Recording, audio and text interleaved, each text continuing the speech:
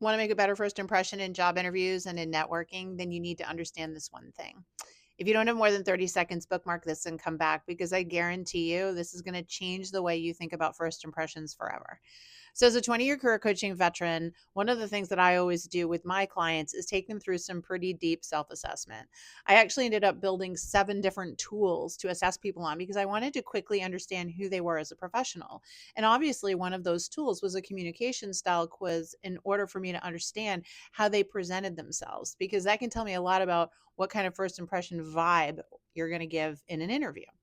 And so this communication quiz is really simple. I actually ended up putting it online. It's free, by the way, no credit card required, nothing. You can find my quiz is linked in my bio up here. There's a link down here, or just go over to my company, workitdaily.com, and you'll see quizzes up in the menu tab. And it takes you through, and very quickly, you're going to figure out that you're one of 4 predominant styles for communication. Now, just so you know, when you take the quiz, you can put your email address in, and I send you a whole bunch of information that interprets the results. So if you want to better understand the results, don't forget to pop your email in, but it doesn't cost you anything.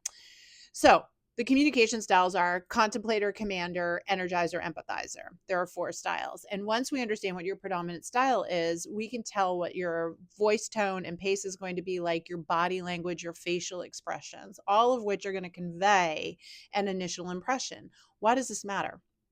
Well, we all have something called an ancient brain or a reptile brain. It's the brain that, hundreds of thousands of years ago, is what we used for fight or flight, and we still use it today. And what happens is, as we interact with people over our lifetime, we store that first impression of them, their facial expressions, voice, tone, pace, all those different things that we're seeing about them, and we kind of codify that. And as we get to know them, we have a reaction to that style. So believe it or not, we're all biased.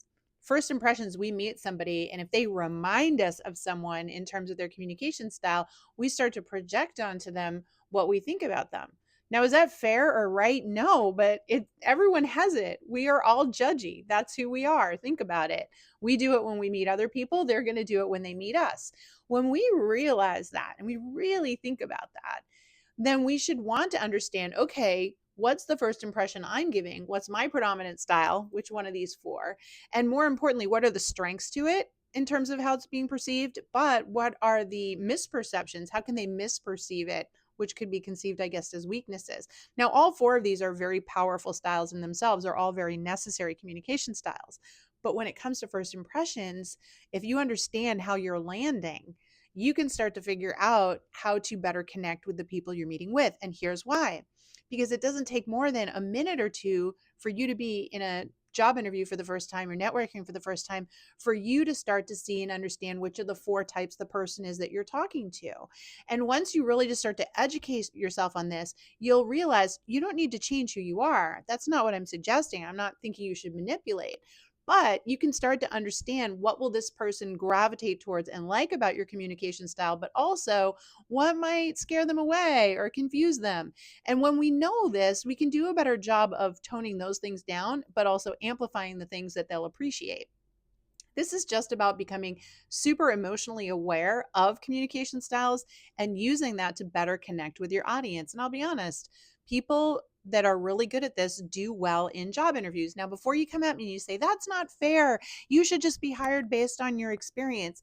Folks, you have to work with a bunch of people. That is why recruiters phone screen you and interview you. This is why we have hiring processes. It's not just your experience. If you have great experience, but a terrible communication style that won't gel with the rest of the team, it's not going to work. It's not going to work. They already have their jobs. They're already part of the squad. They're already part of the team. And so your communication style does matter. It does have to integrate in with the rest of the team. And that's what they're evaluating in interviewing, and certainly in networking. Like, how likely would this person be able to introduce you or want to introduce you is going to be dependent upon how they feel connected to you through that communication style. So this is something you want to study, and it's not rocket science or brain surgery, and it doesn't take you a long time. In fact, just taking the quiz and understanding your style and reading about it and reading about the other styles. I can't tell you how many people I've worked with at Work Daily that said, JT, mind blown, game changer. I now understand why the time I met so and so, we didn't connect. Or, that coworker I had, we weren't on the same page. Or meanwhile, I was so close to this coworker. Like it or not, folks, it has to do with the nuances of our communication style. And let me tell you something, it's not that you're only going to get along with one style. You can get along with all the styles incredibly well once you understand them.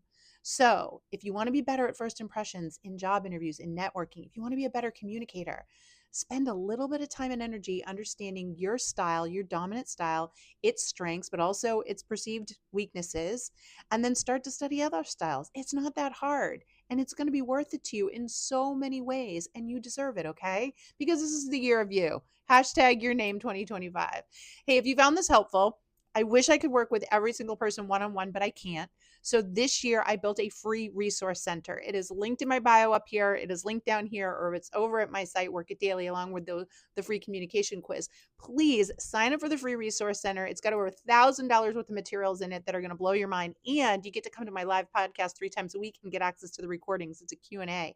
So I would love to help you because, again, I can't work with everybody one-on-one, but I do want to help you as much as I can, like making good first impressions, leveraging the power of your communication style. Okay. And by the way, don't forget, post your communication style below. I want to hear which one you are. Okay. Good luck. Go get them.